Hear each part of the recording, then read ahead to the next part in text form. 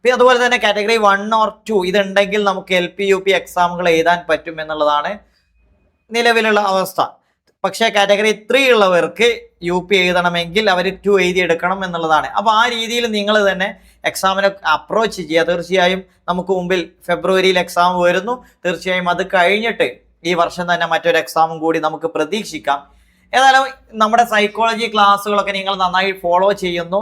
എനിക്ക് പറയാനുള്ളത് നിങ്ങളുടെ സുഹൃത്തുക്കൾക്ക് ഷെയർ ചെയ്യുക, അതുപോലെ തന്നെ ഇഷ്ടപ്പെട്ടാൽ ലൈക്ക് ചെയ്യുക. മാത്രമല്ല ഇന്ന് ഞാനൊരു സ്പെഷ്യൽ, നമ്മൾ കഴിഞ്ഞ ദിവസം പ്രീവിയസ് ഇയർ ക്വസ്റ്റ്യൻസ് ഒക്കെ ഡിസ്കസ് ചെയ്തിരുന്നു സൈക്കോളജിയിൽ. ഞാൻ പറയുന്നത് നമ്മൾ ഇതിൻ്റെയൊക്കെ സോയ്സ് എവിടെ നിന്നാണ് വരുന്നത്, ഈ ക്വസ്റ്റ്യൻസിൻ്റെ സോയ്സ്. നമുക്കറിയാം സൈക്കോളജി ചോദിക്കുന്ന പല എക്സാമുകളുണ്ട്, അതായത് LP UP എക്സാമുകളുണ്ട്, ഡിഗ്രിയിൽ SI എക്സാമുകളൊക്കെ ഉണ്ട്, അതിലൊക്കെ സൈക്കോളജി ചോദിക്കാറുണ്ട്.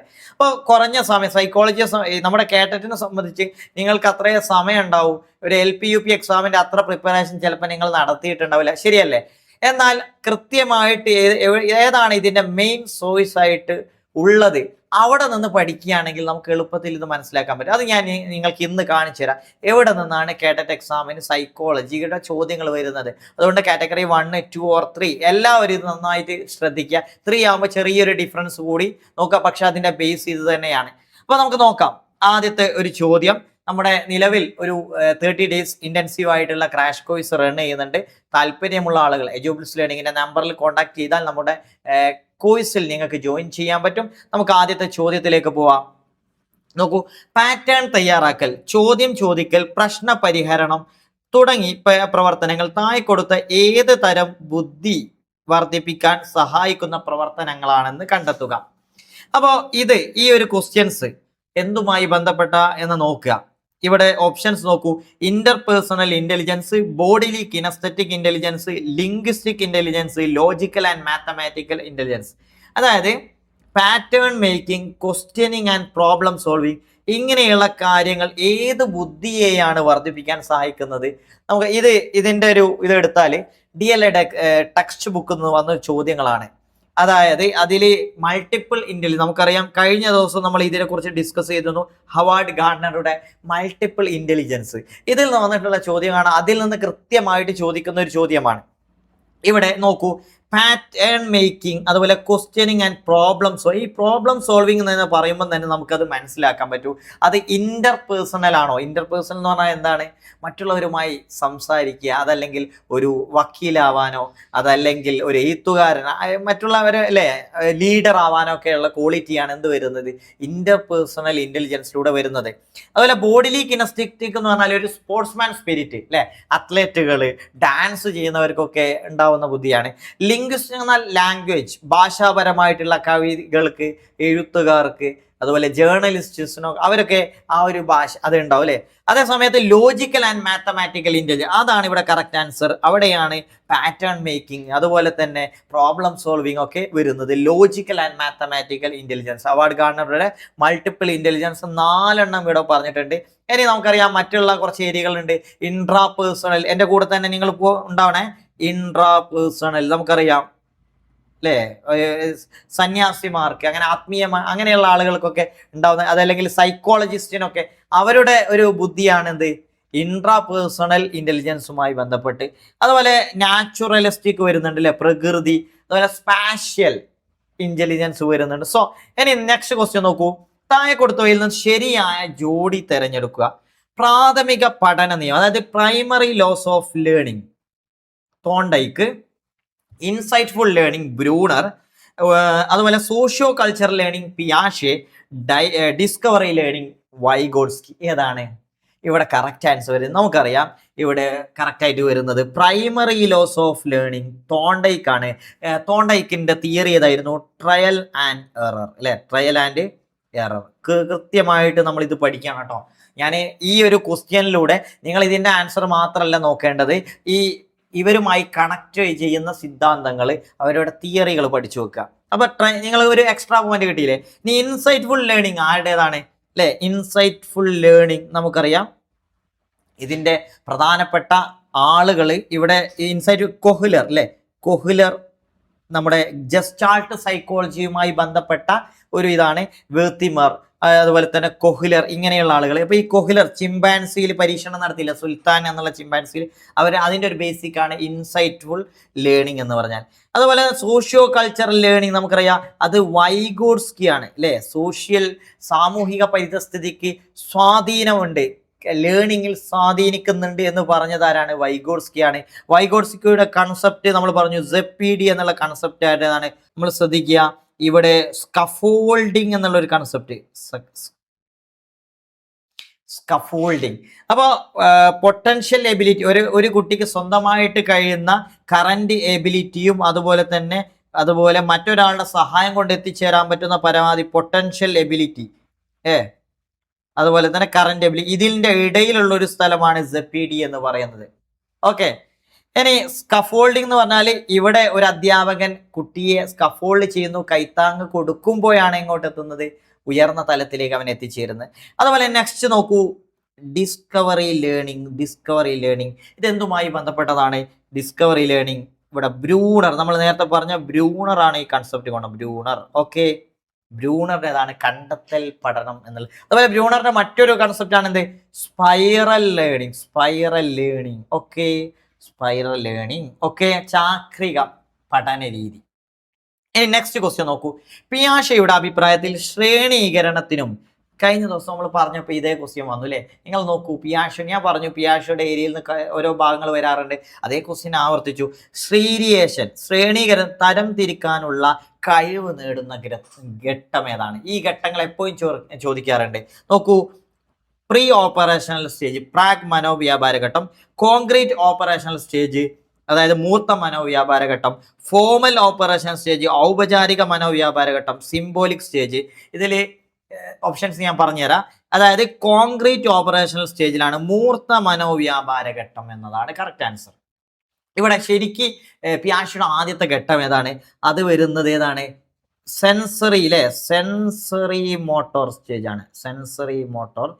സ്റ്റേജ് ആണ് ആദ്യത്തെ ഘട്ടം. അത് ഇതിന്റെ ഒരു പോയിന്റ് ആണ്. അപ്പൊ ഘട്ടങ്ങൾ ഓർഡർ, അടുത്ത് വരുന്നതാണ് പ്രീ ഓപ്പറേഷൻ, പിന്നീട് വേണം കോൺക്രീറ്റ്, പിന്നെയാണ് ഫോമൽ. അപ്പൊ 4 എണ്ണം. അപ്പൊ ഈ സിംബോളിക് സ്റ്റേജ് അതാണ്, അത് ബ്രൂണറുടെ കൺസെപ്റ്റ് എന്ന് വന്നതാട്ടോ, സിംബോളിക് സ്റ്റേജ് എന്ന് പറയുന്നത്. നിങ്ങൾ ബ്രൂണറുടെ കൺസെപ്റ്റ് പഠിച്ചല്ലോ, അതുപോലെ പിയാഷയുടെ കൺസെപ്റ്റ് പഠിച്ചല്ലോ. ഓക്കെ, ഇങ്ങനെയാണ് നമ്മൾ PYQ ആൻസേഴ്സ് കണ്ടെത്തുന്നത്.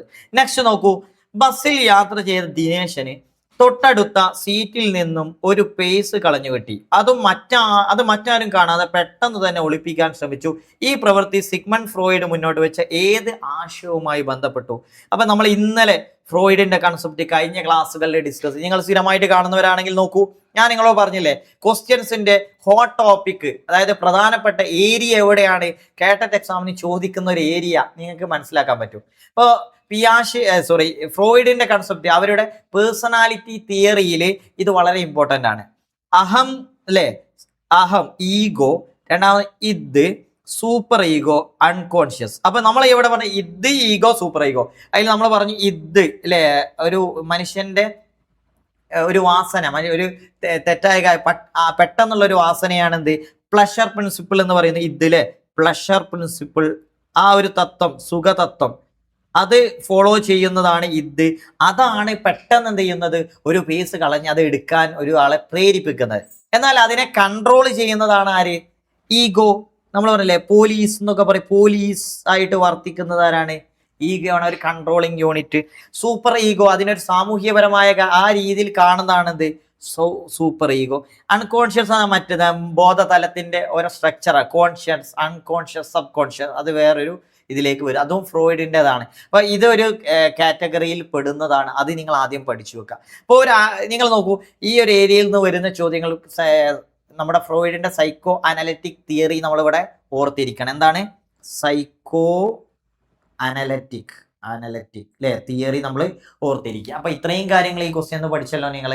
ഇനി നെക്സ്റ്റ് ക്വസ്റ്റ്യൻ നോക്കൂ. താഴെ കൊടുത്തവയിൽ പ്രത്യേക പരിഗണന അർഹിക്കുന്നവർക്ക് വേണ്ടി തയ്യാറാക്കിയ ആദ്യത്തെ നിയമം. അപ്പോൾ ഇത് നമ്മളെ ഇൻക്ലൂസീവ് എഡ്യൂക്കേഷൻ, അതുപോലെ സ്പെഷ്യൽ നീഡ്സ് ആവശ്യമുള്ള കുട്ടികളെ കുറിച്ചുള്ള ചോദ്യങ്ങൾ ഞാൻ ഇന്നലെ പറഞ്ഞു. എല്ലാ ക്വസ്റ്റ്യൻ പേപ്പറിലും അങ്ങനെയുള്ളൊരു ചോദ്യം വരാറുണ്ട്. ഇവിടെ ആ നിയമങ്ങൾ, ഇത് കഴിഞ്ഞ പ്രാവശ്യം വന്നതാട്ടോ. നിങ്ങൾ ഈ നിയമങ്ങളുടെ ഡേറ്റുകളൊക്കെ ഒന്ന് പഠിച്ചു നോക്കണം കേട്ടോ. ഇതിൽ ആദ്യം വന്നത് ഏതാണ്? അത് പേഴ്സൺ വിത്ത് ഡിസാബിലിറ്റീസ് ആക്ട് ആണോ, RTI ആക്ട് ആണോ, rehabilitation council of India act ആണോ, മെന്റൽ ആക്ട് ആണോ?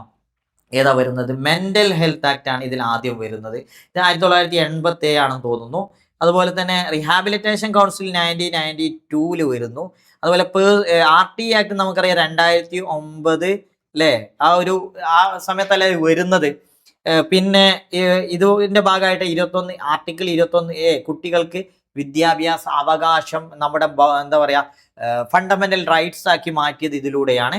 പിന്നെ പേഴ്സൺ വിത്ത് ഡിസാബിലിറ്റീസ് ആക്ട് 1995 വരുന്നത്. ഓക്കെ, ഏകദേശം ഇത് ഒന്ന് ചെക്ക് ചെയ്യുക. ഈ ഒരു രീതിയിലാണ് ഇത് വരുന്നത്. അപ്പൊ നമുക്ക് ഇങ്ങനെയുള്ള ഇനിയിപ്പോ നെക്സ്റ്റ് ഇതുമായി ബന്ധപ്പെട്ട ചോദ്യങ്ങൾ ചോദിക്കുമ്പോൾ അത് നമുക്ക് ആൻസർ ചെയ്യാൻ പറ്റും. നെക്സ്റ്റ് ക്വസ്റ്റ്യൻ നോക്കൂ. ടോറസിന്റെ അഭിപ്രായത്തിൽ സർഗാത്മകതയുടെ അടിസ്ഥാന ഘടകങ്ങളിൽ പെടാത്തത്. ഞാൻ ഇവിടെ ഇങ്ങനെയുള്ള ചോദ്യങ്ങൾ എവിടുന്നാ വരുന്നത്? ഞാൻ ഫസ്റ്റ് പറഞ്ഞല്ലോ, ഫസ്റ്റ് ചോദ്യം തന്നെ അതിൽ നിന്ന് നേരിട്ട് ചോദിച്ചാണ് ടെക്സ്റ്റ് ബുക്കിൽ നിന്ന്. ഇതുപോലെ ഇതേ ചോദ്യം വരുന്നത് ഞാനൊന്ന് കാണിച്ചു തരാം നിങ്ങൾക്ക്.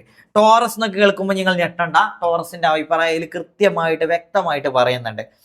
ക്രിയാത്മക ക്രിയേറ്റിവിറ്റിയെ കുറിച്ചാണ് ചോദിച്ചത്. അതിൽ പെടാത്തത് അടിസ്ഥാന ഘടകങ്ങളിൽ, ഇപ്പൊ ക്രിയേറ്റിവിറ്റി എന്ന് പറഞ്ഞാൽ നമുക്കറിയല്ലോ സർഗാത്മകത, അതിന്റെ അടിസ്ഥാന ഘടകങ്ങളിൽ പെടാത്തത് അഭിപ്രേരണ മോട്ടിവേഷൻ, വാചാലത ഫ്ലുവൻസി, പ്രശ്ന പരിഹരണ ശേഷി പ്രോബ്ലം സോൾവിങ്, ഇൻറ്റ്യൂഷൻ ഉൾക്കാഴ്ച. ഇത് ഏതാണ് ആൻസർ വരുന്നത്? ഇതിന്റെ ആൻസർ വരുന്നത് മോട്ടിവേഷൻ എന്നുള്ളതാണ്, അഭിപ്രേരണ. ഇനി ഞാൻ ഇത് കാണിച്ചത്, ഇത് വരുന്നത് ഈ ഭാഗത്തു നിന്നാണ്. ഇങ്ങനെ തന്നെ ടെക്സ്റ്റിൽ കൊടുത്തിട്ടുണ്ട്. സർഗാത്മകതയുടെ ഘടകങ്ങളെ താഴെ പറയുന്ന രീതിയിലാണ് ടോറൻസ് ക്രമീകരിച്ചത്. ഇവിടെ നിന്നാ ചോദ്യം വരുന്നത്. ഒന്ന് ഫ്ലുവൻസി അല്ലെ, വാക്ചാതുര്യം, ആശയപടുത, അതുപോലെ സ്ഫുടത, പ്രകടനപരത, സംയോജന നൈപുണ്യം, ഇതൊക്കെ അതിൽ ഉൾപ്പെടുന്നതാണ്. അതുപോലെ ഡൈവേർജൻ, ഇതിൽ പറയാത്ത മറ്റൊന്നാണ് ഡൈവേർജൻസ്. ഇനി ഒരു ക്വസ്റ്റ്യനിൽ അത് വന്നാൽ ഓർത്തിരിക്കണം കേട്ടോ. ഡൈവേർജന്റ് തിങ്കിങ് നമ്മളിത് പഠിച്ചിട്ടുണ്ടല്ലോ. ഡൈവേർജന്റ് തിങ്കിങ് എന്ന് പറഞ്ഞാൽ നമ്മൾ അല്ലേ ഒരു ഈ ക്രിയേറ്റിവിറ്റിക്ക് ഉണ്ടാവുന്ന ഇതാണ്. അതായത് ഒരു കാര്യത്തിൽ നിന്ന് വിവിധ വശങ്ങൾ ആലോചിക്കുക, ഒരു വിവിധ വശങ്ങൾ. അപ്പൊ തിങ്കിങ്ങുമായിട്ട് ഡൈവേർജന്റ് തിങ്കിങ്ങുമായി ബന്ധപ്പെട്ടാട്ടോ. ഓക്കെ, അപ്പോൾ ഇതാണ് ക്രിയേറ്റിവിറ്റിക്ക് വളരെ ഇമ്പോർട്ടൻ്റ് ആയിട്ട് വേണ്ടത്, ഡൈവേർജന്റ് തിങ്കിങ്. ഒരു കാര്യത്തിൽ നിന്ന് വിവിധ വശങ്ങളെക്കുറിച്ച് ആലോചിക്കുന്ന കേട്ടോ. അതേ സമയത്ത് നേരെ ഓപ്പോസിറ്റ് ഉണ്ടല്ലോ കൺവേർജന്റ് തിങ്കിങ്. കൺവേർജന്റ് ഇതും ഞാൻ ഒരു ക്വസ്റ്റ്യനിൽ നിന്ന് മറ്റൊരു പോയിന്റ് കൂടി പറയാണ് കേട്ടോ. ഇതൊക്കെ എക്സാമിന് ചോദിച്ച ചോദ്യം ആയതുകൊണ്ടാണ്. കൺവേർജൻ എന്ന് പറഞ്ഞാൽ വിവിധ കാര്യങ്ങൾ ആലോചിച്ച് ഒരു നിഗമനത്തിലേക്ക് എത്തിച്ചേരുക. അതായത് പല കാര്യങ്ങൾ അതായത് ഇവിടെ നിങ്ങൾ നോക്കൂ, ഇവിടെ വരുന്നത് പ്രോബ്ലം സോൾവിങ്. പല പ്രശ്നങ്ങൾ ഉണ്ടാവും, അത് സോൾവ് ചെയ്ത് ഒന്നിലേക്ക് എത്തിച്ചേരുമ്പോൾ അത് അവിടെ നമ്മൾ കൺവേർജന്റ് തിങ്കിങ് ആണ്. അതേ സമയത്ത് ക്രിയേറ്റിവിറ്റിയിൽ ഒരു കാര്യത്തിന്റെ വിവിധ വശങ്ങളെ കുറിച്ച് ആലോചിക്കുമ്പോൾ അത് ഡൈവേർജന്റ് ആണ്. ഇങ്ങനെ ആലോചിച്ചാൽ മതി കേട്ടോ. ഇതൊരു ക്വസ്റ്റ്യനാണ്. നെക്സ്റ്റ് നോക്കൂ, പ്രശ്ന പരിഹരണ ശേഷി, അതും ക്രിയേറ്റിവിറ്റിയുടെ ഭാഗം തന്നെയാണ്. പ്രോബ്ലം സോൾവിങ് എബിലിറ്റി ഉണ്ടാവും.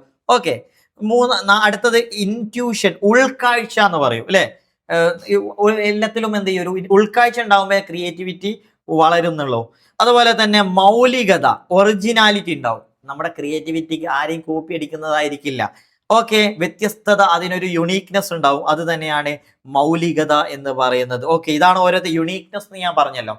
നെക്സ്റ്റ് ക്വസ്റ്റ്യൻ നോക്കൂ, അന്തർദൃഷ്ടി പഠനത്തിന്റെ, അതായത് ഇൻസൈറ്റ്ഫുൾ ലേണിംഗ്. നമ്മൾ നേരത്തെ ഒരു ക്വസ്റ്റ്യനിൽ ഇത് വന്നു. ജസ്റ്റാൾട്ട് സൈക്കോളജി പഠിക്കേണ്ട ഒരു പോയിന്റ് ആണ് കേട്ടോ. ജസ്റ്റാൾട്ട് സൈക്കോളജി പഠിക്കേണ്ടതാണ്, ജസ്റ്റാൾട്ടിസം പഠിക്കണം. അതിൽ നിന്ന് രണ്ടാമത്തെ ക്വസ്റ്റ്യനാണ് വരുന്നത്.